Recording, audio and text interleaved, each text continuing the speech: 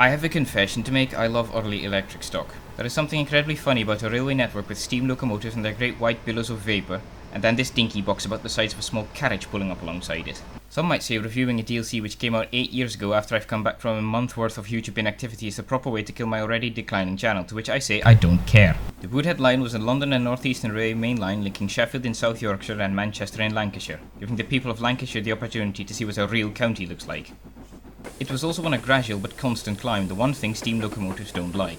Something really had to be done about this, because it's not really ideal to have a route which the main motive power of the United Kingdom could not tackle. In true British fashion, they waited 108 years to fix the problem, the solution they chose being to electrify the main line with overhead wires running at 1500 volts DC.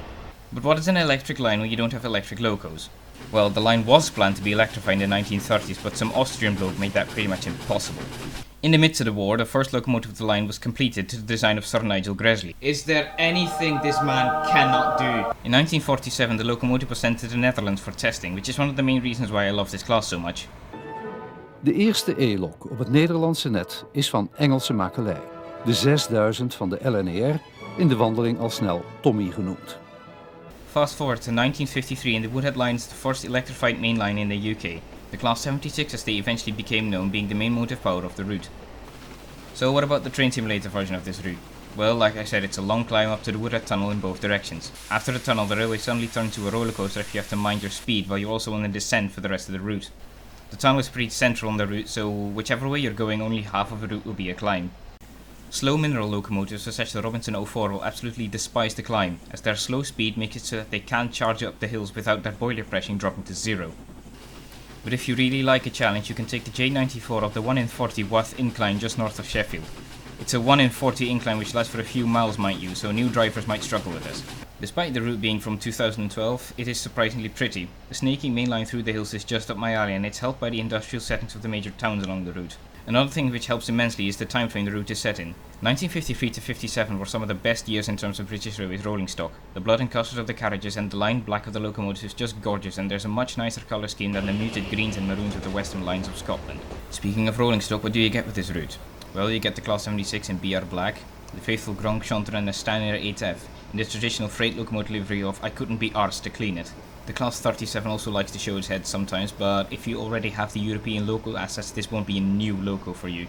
No special carriages come with this route, just blood and custard Mark 1s which don't let you use the passenger camera. Oh well. The route provides scenarios and free roams for all your new locos, most of the scenarios being for the electrics. The 8F also gets one scenario though, so steam fans won't be too disappointed. One of the scenarios for the 76 is a night meal service, so unless you like the look of absolutely nothing, this one is a bit of a bummer, but the other scenarios I had quite a lot of fun with. Other locos available for purchase which have official scenarios for this route are the Thompson B1 and the aforementioned 04 and J96. I could not get half of the J94 scenarios to work though, so good luck with those. There is also a surprise loco in this pack if you've purchased the Robinson 04, as the 04 pack made me aware there is a Drive-O V2 which comes with the route. I'm not completely sure if it comes with the Robinson pack or the route, but it's a V2. This is mentioned absolutely nowhere, and I see this as a steal since the V2 is one of my favourite logos of all time. It's Flying Scotsman but smaller, what's not to love? Does this route have downsides? Of course it has downsides, it's a bloody train simulator pack. The aforementioned broken scenarios are one thing, but the lack of diversity where scenery is concerned might bother some people.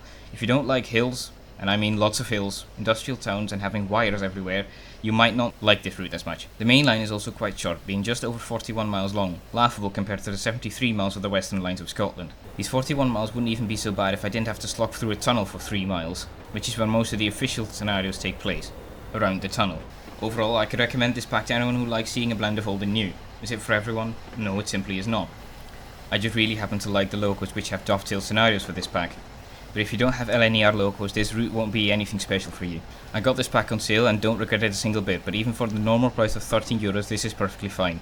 On a final note, the horn of the 76 is what I can only describe as nut-bustingly awesome.